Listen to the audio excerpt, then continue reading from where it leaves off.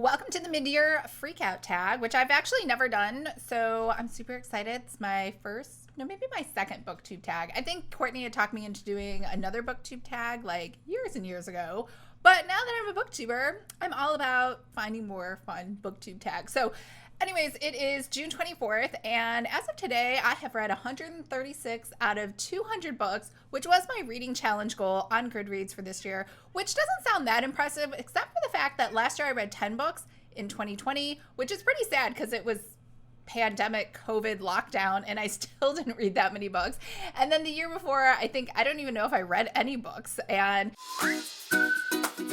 hi everyone, I'm Lisa, author of the Frosted Misfortunes Cozy Mystery Series, starring my own little kitty cat, Lucky. On this channel, we talk all about mysteries, whether those are books, TV shows, or movies. So if this sounds like you or something you might be interested in, make sure to hit the subscribe button below. I post new videos every Tuesday or do extra videos because I just can't help it.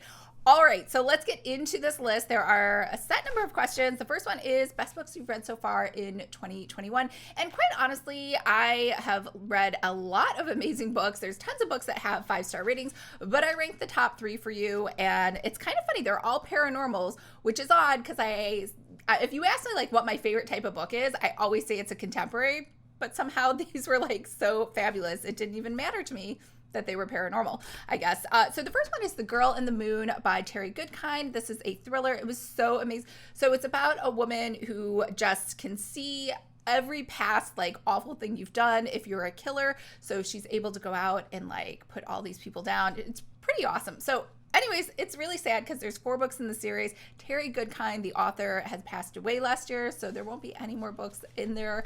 However, I am looking for the next Girl in the Moon series. The next one is Girl in the Box. I know it sounds very similar, totally different. It's a young adult paranormal about a succubus who has super strength, superpowers, is able to absorb other people's powers when she kills them.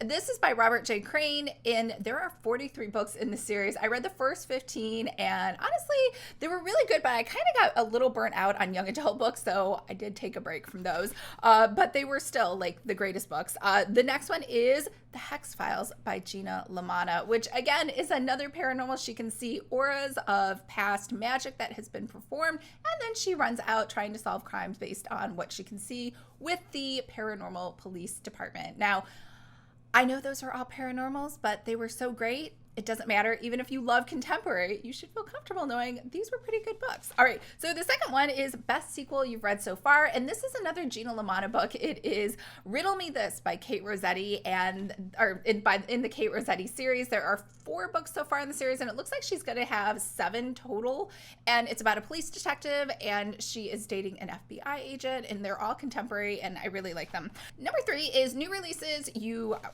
excited to read but haven't read yet, and that is Bone Canyon by Lee Goldberg, and this is number 2 in the Eve Ronin series, which is a police procedural thriller type of novel. I just like that there is a woman as the main heroine, and she's pretty tough, and she doesn't have any special powers. She's just super brave.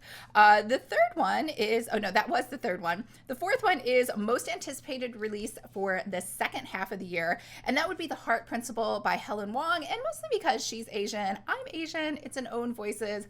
I'm super excited. I wish there were more Asian Own Voices books out there.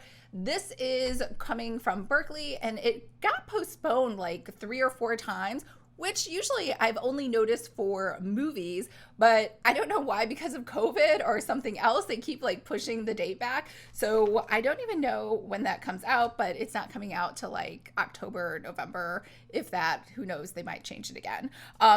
The other one is that she wrote in those series was, the first one was The Kiss Quotient, which is amazing. And then the second one was The Bride Test, which was kind of a disappointment. So that's why I'm super excited about the third one. I'm hoping it's really good. The fifth one is Biggest Disappointment of the Year, and that was An Affair to Remember by Elise Sachs. And this is the first Elise Sachs books that I read, and I saw a ton of other books that she had written that had all amazing covers. They look super cute. She had tons, we're talking like thousands of reviews.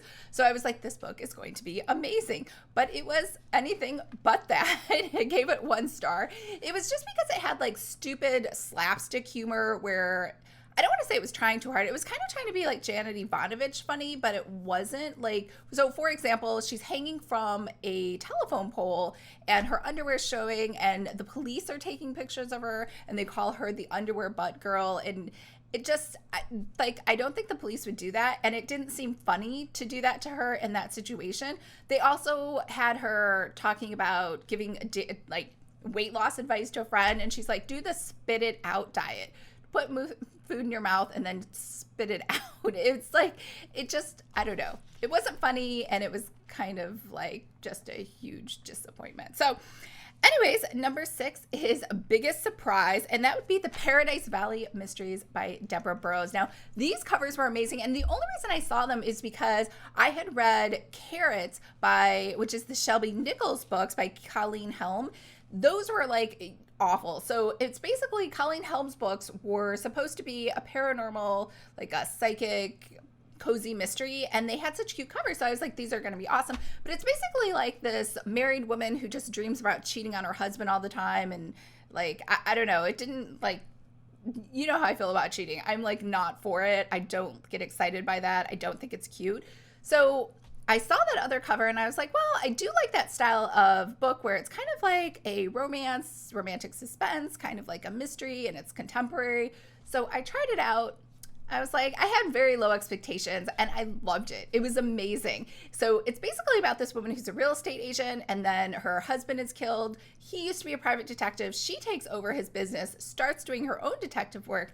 And in the meantime, she has this love interest. She has all these friends that have, like, one's an FBI analyst, another one is a fitness, like they're all doing cool different things.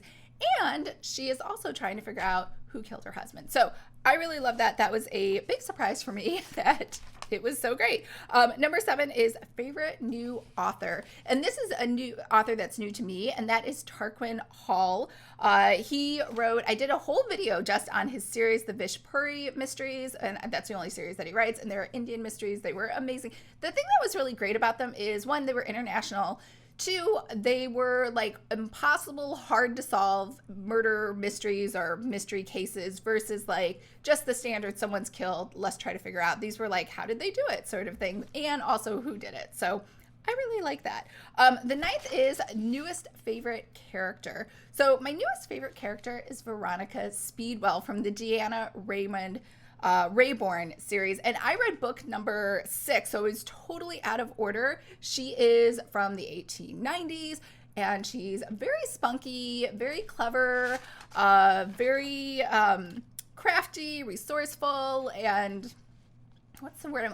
She's very plucky. Like, I just loved her personality. She just had a can-do attitude and just super brave, just went out there and did a ton of stuff. So that like satisfied my need for like reading a good, strong feminist character. So that is my favorite character. And number 10 is a book that made you cry. And I don't think any of the books were angsty that I read, right? I'm reading cozy mysteries. Even the sad moments were kind of like funny. The only one that maybe was like a tearjerker was Betwixt by Darynda Jones.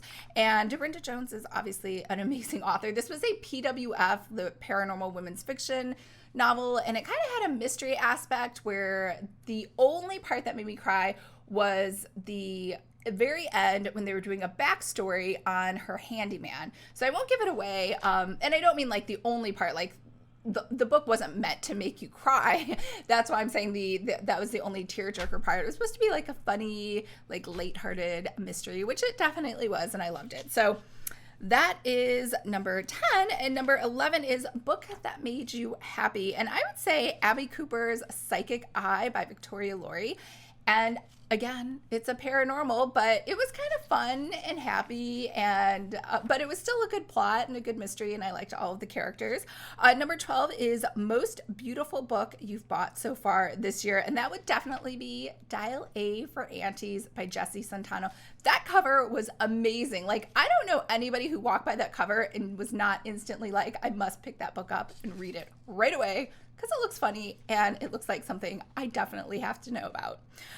Number 13 is What Books Do You Need to Read by the End of the Year? And that is like so many. It's basically my NetGalley TBR, which I already did a video on that. And whatever 200 minus 136 is, that is 60. Is that 65?